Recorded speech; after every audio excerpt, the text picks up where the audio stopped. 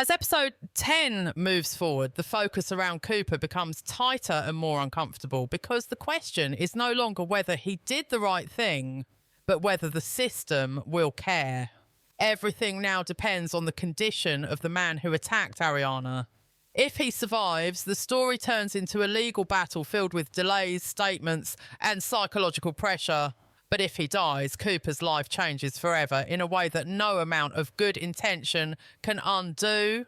The tension comes from the fact that Cooper did not act out of anger or ambition, but out of instinct, and the law rarely shows mercy for instinct. This is why Ariana reaching out for legal help feels so important. It is not just about protection, it is about control.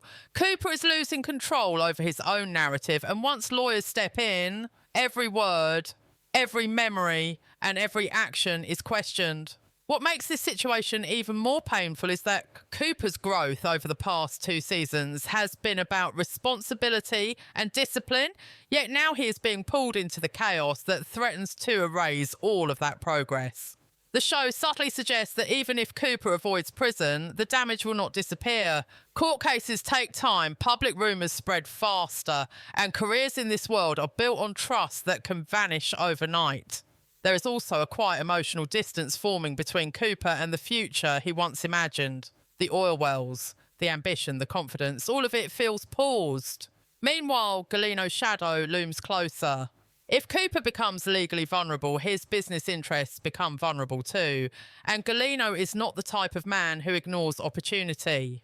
This opens the door to a dangerous possibility where Cooper's personal crisis becomes a business transaction for someone else. And while Cooper is trying to protect Ariana and himself, he may not realise that others are already planning for a world where he is no longer in control of his own assets.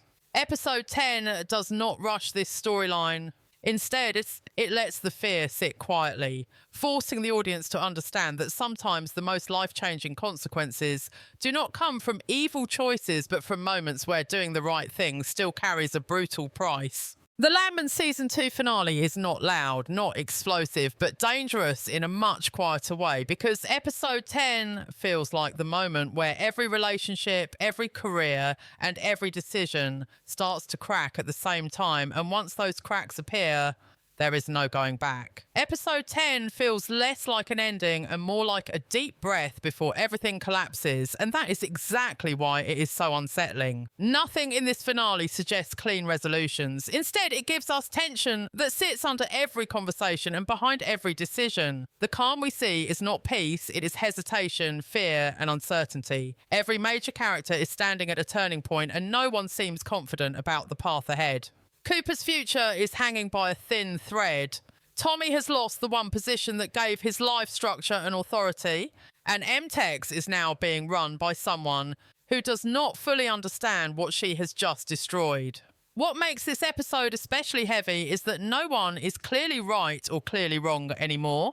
Everyone believes they are protecting something, but in doing so, they may be setting fire to everything else. Cooper's storyline, in particular, feels emotionally fragile. He is no longer the confident young man pushing forward despite failure. Instead, he's reacting, defending himself and trying to survive a situation that could erase his entire future. The need for a lawyer alone tells us how serious things have become. This is not just about justice anymore. It is about reputation, freedom, and whether one violent moment will define his entire life. At the same time, Tommy's silence carries more weight than any argument. Being fired does not just remove his job, it removes his purpose. For years, he was the person holding Mtex together, the one who understood Monty's vision without needing it explained. Now, watching from the outside, he is more dangerous and more vulnerable than ever. And then there is Mtex itself, a company that looks stable on the surface but feels hollow underneath. Without Tommy, the system still runs, but the soul is gone. Cammy may believe she is protecting Monty's legacy, but episode 10 quietly suggests that she has already stepped away from it. The most frightening part is that Galino sees all of this clearly. He does not rush. He waits. He applies pressure slowly, knowing that desperate people make predictable mistakes.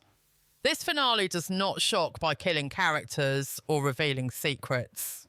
It shocks by showing us that everyone is now trapped inside consequences that have already been set in motion. And once episode 10 ends, there is no reset button waiting in season 3, only the fallout.